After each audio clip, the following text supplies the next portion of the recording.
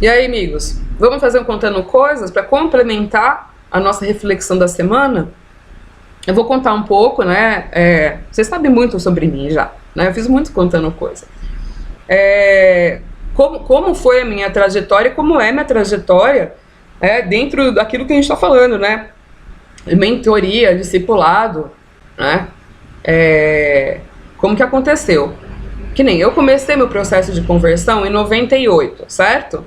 Em 99, depois de um ano que eu passei por uma preparação, né, onde eu fui de fato abandonando coisas que era para abandonar, né, dentro daquilo que eu fui instruída, tá? Porque em um ano a gente não aprende tudo, né? Dentro daquilo que vamos falar, o grosseiro, né? O grosseiro que são o quê? Pecados na carne, né? Pecados na carne, que era o mínimo, né? Era o mínimo, era deixar pecados na carne. Então eu comecei esse processo, depois de um ano fiz minha aliança, meu processo de conversão, eu firmei uma aliança em 99, né? E o que aconteceu? Quando foi no ano 2000, eu comecei o curso de teologia cristã interdenominacional, ou seja, não tinha uma visão particular de uma denominação ou outra, não, era algo geral para pessoas de todas as denominações. Eu comecei o estudo de teologia. Quando eu terminei o estudo de teologia, eu mudei de grupo, porque dentro dos meus estudos, eu percebi, né, que eu tinha um chamado missionário, né? O missionário, vamos falar dos ministérios, ele é o evangelista, né? Ele é o evangelista, o ministério evangelístico, né? Porque durante todo o tempo que eu estive, desde o início da minha conversão até o momento da minha formação em teologia, né? Sempre muitas pessoas se converteram através do meu testemunho, sempre através do convívio comigo, as pessoas se convertiam. Então, assim, estava evidente qual era o meu chamado, né? Então, aí eu fui fazer escola missionária, né? Eu sempre me interessei por missões urbanas porque eu gosto de trabalho social também, né? Eu gosto de lidar com sociedade geral, né? O evangelista, ele lida com sociedade geral, né? Não há uma necessidade de um evangelista evangelizar uma comunidade, sendo que tem um pastor, tem um mestre, tem profeta, tem gente ali dentro, né, para dar toda uma estrutura para quem já está naquele processo de entrar e fazer parte, né, de ser um discipulado assim. Porém, né, a gente falou missionário, que é o evangelista, ele leva para todo lugar, né? Ele é onde ele estiver, né? Na casa, na família. E na minha casa eu fui a primeira, né? Eu fui a primeira a passar por isso, né? E no meio do meu trabalho, aonde eu andava era gente que vinha, né? E nesse preparo missionário, né? Dentro do ministério de evangelista, né? A gente é uma mini igreja na rua, então a gente tem um pouco de cada coisa dos dons, né? Se Deus chamou você para isso, né? Ele coloca um pouco de cada coisa para você, né? Você não tem o ministério pleno de mestre, pleno de profeta, pleno de pastor, pleno de apóstolo, não, mas você tem de tudo um pouco, dos dons tem um pouco de cada coisa, porque você está lidando com muitas coisas, né? Fora da casinha, né? Você está fora da casa, então é liberado muitas coisas para que você possa atender as necessidades das pessoas, né? Dos contextos diferentes, né? A gente acaba tendo que aprender muitas coisas, como lidar com conhecer coisas da sociedade, de sociologia, um monte de coisa, porque a gente está lidando com pessoas e as pessoas são cheias, né? Elas têm toda uma construção e a gente tem que aprender a lidar com isso para tratar as pessoas com amor, com carinho, né? Com compreensão. Então, assim, quem foi chamado para isso recebe muitas coisas, né? E aí eu fui ungida, isso foi em 2003. Eu fui ungida, e quando eu fui ungida, né, não era o perfil da comunidade onde eu estava há 5 anos. Né? Eles eram um grupo mais fechado, de cuidado de uma pequena comunidade, como a gente falou lá, eram 50 pessoas, era aquilo que tinha ali. Mas como tinha esse chamado, e tava, eu fazia esse trabalho evangelístico e as pessoas iam para qualquer denominação, né? Por isso que eu falei que eu sou muito livre assim, porque eu sempre foi assim, né? E com qualquer tipo de pessoa, morador de rua, dono de empresa, colega de trabalho, era para todo lugar. E aí as pessoas acabavam indo para comunidades onde elas se identificavam mais, né? Então, eu acabei mudando, né? Comecei a procurar uma outra denominação para eu estar, aonde acolhesse mais pessoas, né? Acolhesse mais pessoas. Aí depois de um tempo que eu passei em outros ministérios,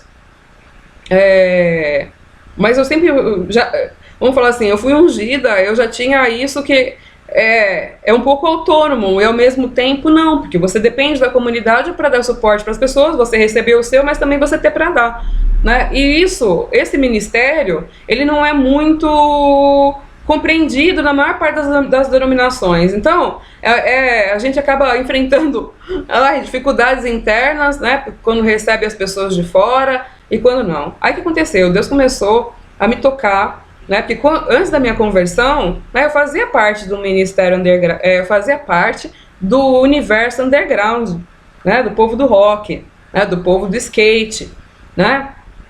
E o que aconteceu? Começou a vir para mim, para eu lidar, né? Porque havia uma dificuldade da recepção, da receptividade das pessoas com esse grupo, né? Com esse grupo cultural, tinha dificuldade de ir para uma igreja comum, uma igreja tradicional, e as pessoas não iam receber também, né? A gente não sabia o que fazer. Aí eu fui para o Ministério Underground, que é uma comunidade underground, né? E para procurar fazer um trabalho que para essas pessoas também tivessem, né? Não tem como você desfazer determinadas coisas que você fez para se adequar a um grupo social que de repente não te aceite. Então, se Deus te aceita, as pessoas não te aceitam, tem que ter um lugar para essas pessoas. Então, aí eu comecei a ir para aí e beleza, né? Fui aí até 2008, né?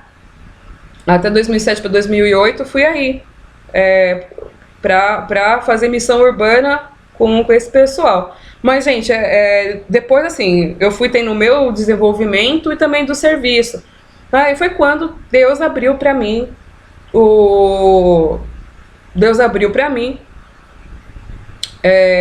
uma nova perspectiva da Bíblia, que foi dentro do judaísmo messiânico, e não foi em qualquer lugar do judaísmo messiânico, né? Eu acabei recebendo a visão da restauração, né? Porque eu passei a estudar durante um período sobre mais documentos históricos, comecei a estudar outras coisas além do que eu tive no curso de teologia primeiro, né? E aí eu acabei encontrando o Ministério Ensinando de Sião no judaísmo messiânico, né?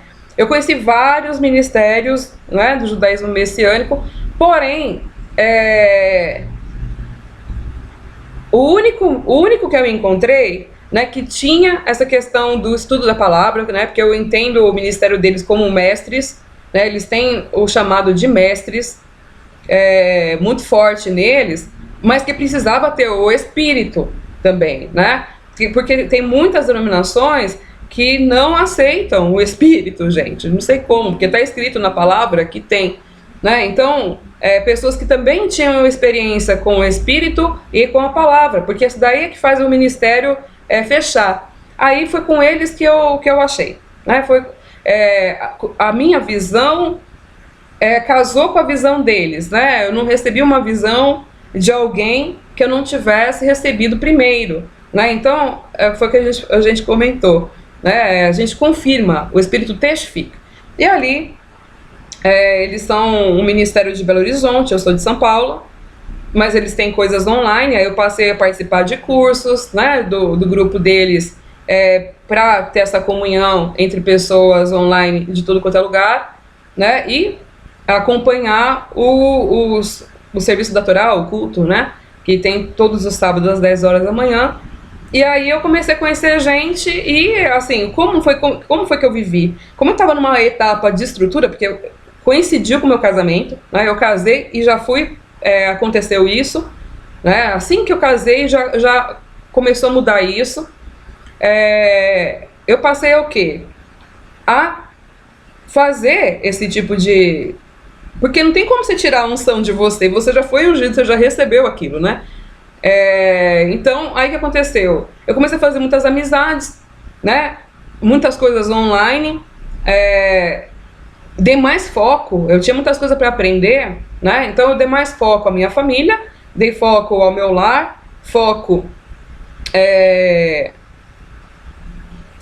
às pessoas que estavam sem comunidade, né? Então, de sábado o pessoal vinha para minha casa, né? Vinha para minha casa para passar o sábado junto, pra gente... Eu participei muito de grupos de estudo, de comunhão, a gente sempre se ajudou entre nós, começou a mudar o formato, né? Devido à condição, a gente não tinha um local físico para ir, né? Para viver como comunidade dessa forma, então a gente passou a fazer de outra forma.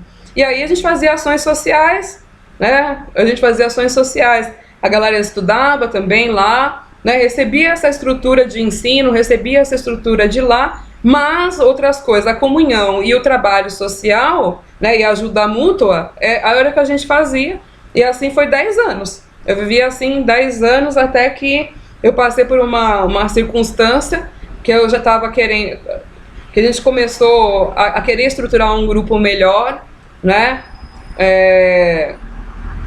para ter mais gente nessa comunhão, né, porque na minha casa não dava, né. Então a gente estava num grupo de umas 80 pessoas já. Eu comecei a organizar um grupo de comunhão com a ideia de fazer esse trabalho social e todo mundo continuasse recebendo lá deles as instruções, tudo, né? Dentro do trabalho missionário, a gente aprende aconselhamento, a gente dá um suporte, né? Não assim perfeito. E a ideia era que a partir daí acabasse surgindo pessoas para poder formar uma comunidade. Não é o meu chamado, né? Não é o meu chamado isso. Dessa forma, não era, né? Não é meu chamado, até porque eu sou mulher, né, gente? Né? Não é a minha função, né? Como mulher eu dava o quê? Exatamente como a mulher dá. O acolhimento da comunhão, né? Aquela coisa... de aconselhamento ali para dar um suporte, organizar essa questão da ajuda mútua e de organizar ação social. Era a minha parte, é o que eu vou fazer até hoje, né? E assim foi durante um tempo, né? E aí eu tive questões pessoais ali e parei de fazer. E depois disso eu comecei a fazer muitas ações sociais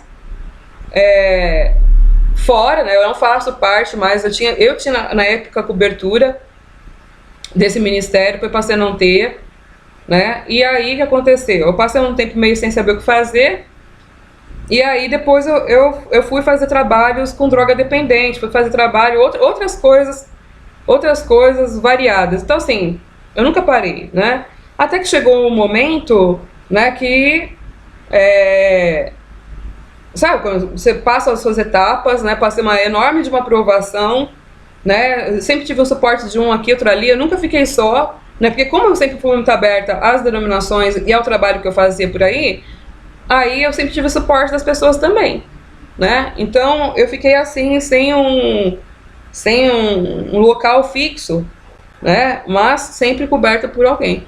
Aí foi quando chegou uma hora que, né, a gente chega na hora de começar as nossas coisas, porém a gente não anda sozinho, né? Eu sempre tenho amizade, vamos falar assim, oram por mim, eu oro para outro ministério, é uma troca, né? A gente começa a ficar mais maduro, começa a ter essas relações de troca, né? Com certeza, se você precisar de algum help sobre algum assunto, sobre alguma coisa, eu tenho quem me instruir. Eu continuo, desde sempre, desde 98 até hoje, eu continuo acompanhando os sábados, né? No ensino de Sião até hoje, né? Embora eu não faça parte, eu acompanho para ter instrução, tenho comunhão com outras pessoas, né? Porque chegou essa etapa, né? Vamos falar assim, eu fui intimada. E aí, quando você vai começar a fazer suas coisas? Quando é que você vai assumir? Quando é que você vai pegar essa sua maturidade aí e fazer? Então aí hoje eu estou nessa etapa, né? Nessa etapa. Então, para vocês conhecerem um pouco da minha história e verem que está tudo alinhado com aquilo que está na Bíblia, tá bom?